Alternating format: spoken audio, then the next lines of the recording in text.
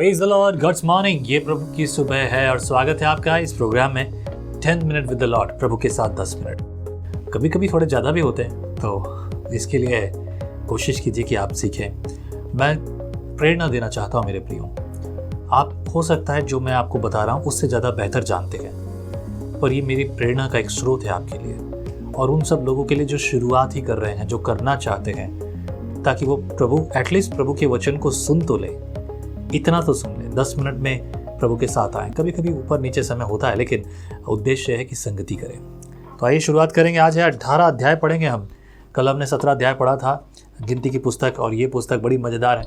हालांकि बहुत से कानून यहाँ पर हैं जो कभी कभी लगता है कि यार कानून अब क्या करना है, लेकिन ऐसा नहीं है मेरे प्रियो। अगर आपको एटलीस्ट कानून की जानकारी होगी तो फ्यूचर में आपको ये बहुत मदद देगा। आज मैं पुरानी घटनाओं की जानकारी लेना पसंद करता हूँ। पुराने एपिसोड्स और पुरानी चीज़ों को देखता हूँ ताकि पता चलता है कि क्या क्या घटनाएं घटी थी। हम इतिहास को ऐसे नहीं भुला सकते। इतिहास बहुत कुछ है। हो सकता है कुछ लोगों के लिए इतिहास मिला जुला या फिर मिक्स किया हुआ हो। कुछ लोगों की ऐसी सोच भी है और कई जगहों पर ऐसा हुआ भी है, सच है ये।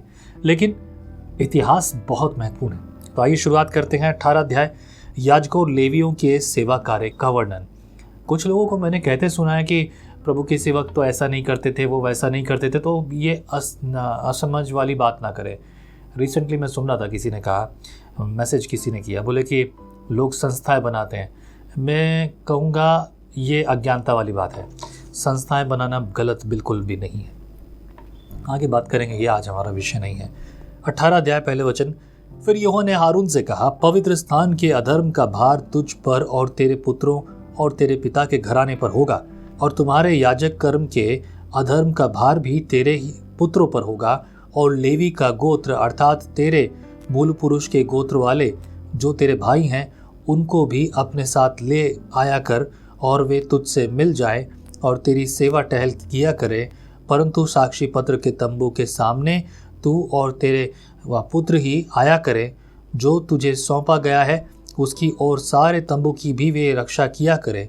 परंतु पवित्र स्थान के पात्रों की और वेदी के समीप न आए।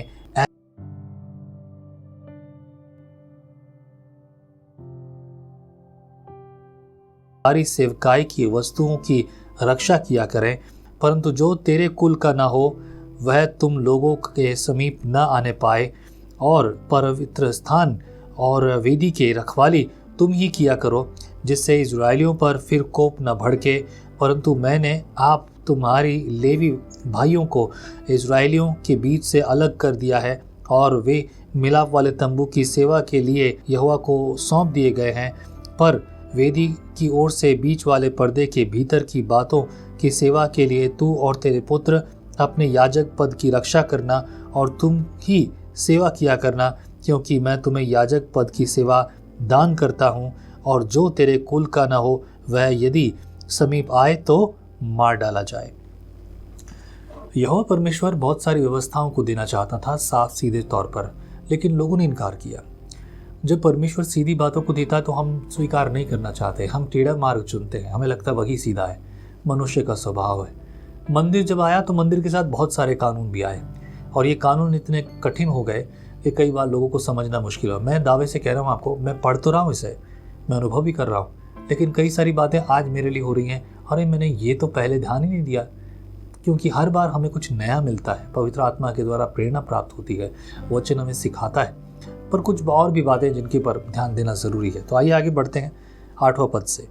फिर यहोवा ने हारून से कहा, सुन, मैं आप तुझको उठाई हुई भेंटें सौंप देता हूँ, अर्थात इजराइलियों की सेवा की हुई वस्तुएं जितनी हो, अभिषेक वाला भाग ठहराकर तुझे और तेरे पुत्रों को सदा का हक करके देता हूँ। जो परम पवित्र वस्तुएं आग में होम न की जाएंगी वे तेरी ही ठहरे, अर्थात इजराइलियों के सब चढ़ावे में से उनके सब अन्न बलि, सब पाप बलि और सब दोष बलि जो वे तुझको दें, वह तेरे और तेरे पुत्रों के लिए परम पवित्र ठहरे। उनको परम पवित्र वस्तु जानकर खाया करना। उनको हर एक पुरुष खा सकता है, वे तेरे लिए पवित्र हैं।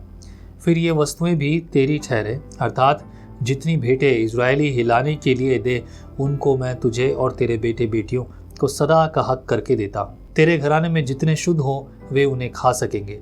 फिर उत्तम से उत्तम ताज़ा तेल और उत्तम से उत्तम नया दाख मधु और गेहूं की अर्थात इसकी पहली उपज जो वे यहोवा को दे वह मैं तुझको देता हूँ। उनके देश के सब प्रकार की पहली उपज जो वे यहोवा के लिए ले आए वह तेरी ही ठहरे। तेरे घराने में जितने शुद्ध हों वे उन्हें खा सकेंगे। इस्राएलियों में जो कुछ अर्पण किया जाए वह भी तेरा ही ठहरे। सब प्राणियों में से जितने अपनी अपनी माँ के पहलौठे हों जिन्हें लोग यहोवा के लिए चढ़ाए, चाहे मनुष्य के चाहे पशु के पहलौठे हों वे सब तेरे ही ठहरे। परंतु मनुष्यों और अशुद्ध पशुओं के पहलौठों को दाम लेकर छोड़ देना, और जिन्हें छुड़ाना हो जब वे महीने भर के हों तब उनके लिए अपने ठहराए हुए मोल के अनुसार अर्थात पवित्र स्थान के 20 गेरा के शकेल के हिसाब से 5 शकेल लेके उन्हें छुड़ाना। पर गाय या भेड़ या बकरी या पहलौठे को न छुड़ाना, वे तो पवित्र हैं। उनके लहू को वेदी पर छिड़क देना और उनकी चर्बी को हव्य करके जलाना, जिससे यहोवा के लिए सुगंधदायक सुगंध हो। परंतु उनका मांस तेरा ठहरे और हिलाई हुई छाती और दाहिने जांघ भी तेरी ही ठहरे। पवित्र वस्तुओं की जितनी भी भेंटें इजरायलियों को यहोवा ने दी उन सबों को मैं तुझे और तेरे बेटे बेटियों को सदा का हक करके देता हूँ।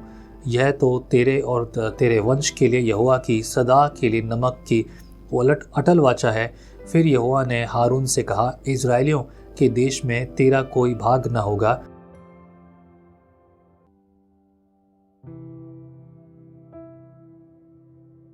वो मैं ही हूँ। इससे बेहतर क्या होगा। देखिए, इतनी लंबी लंबी बातें हमने पढ़ ली और किस किस तरह का भाग, किस किस तरह की बातें।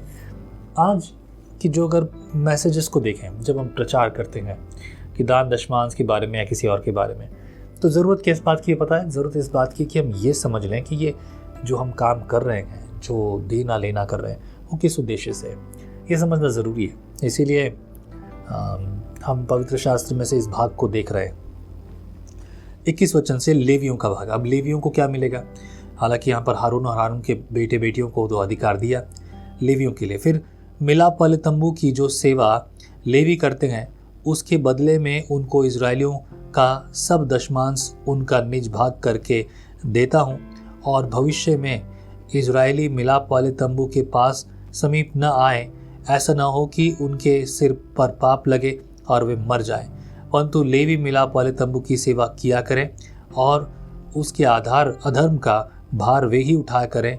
यह तुम्हारी पीढ़ियों में सदा की विधि ठहरे और इजराइल के बीच उनका कोई निज भाग न होगा, क्योंकि इजराइल का जो दशमांश यहोवा को उठाई हुई भेंट करके देंगे उससे मैं लेवियों को निज भाग करके देता हूँ। इसीलिए मैंने उनके विषय में कहा है कि इजराइलियों के बीच कोई भाग उनको न मिले। लेवियों की व्यवस्था भी यहाँ पर सारी है। लेवियों का दशमांश के बारे में बात की गई है। अगर आप देखेंगे, फिर यहोवा ने मूसा से कहा, तो लेवियों से कह कि जब जब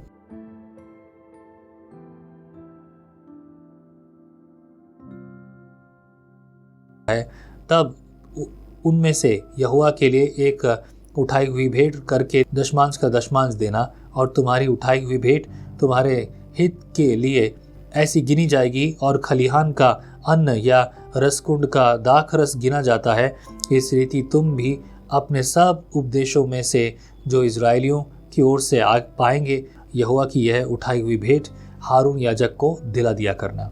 अगर हम इसके आगे देखें 32 पद तक, तो ये यहाँ पर एक भेंटें हैं, विधि दी जा रही है परमेश्वर की ओर से। ये विधि और भेंटें बहुत महत्वपूर्ण है मेरे प्रियो। प्रभु आपको प्रेरित करे इस भाग से पढ़ने में। हो सकता है आज मज़ा ना आ रहा हो, लेकिन पता है क्या, संगति बहुत ज़रूरी है। वो संगति जो परमेश्वर के नज़दीक आपको ले आती है। आमीन। प्रभु आपके जीवन में कार्य करे मेरे प्रियो। मेरी प्रार्थना आपके लिए है। जय मसीह की। How do you start your day? आप अपने दिन की शुरुआत कैसे करते हैं? आओ एक ऐसे दिन की शुरुआत करें जो परमेश्वर के साथ होता है। विजनरी टीवी पर। परमेश्वर का वचन जीवन देने वाली रोटी है। आओ हम इस जीवन देने वाली रोटी का और मजा लें। विजनरी टीवी पर।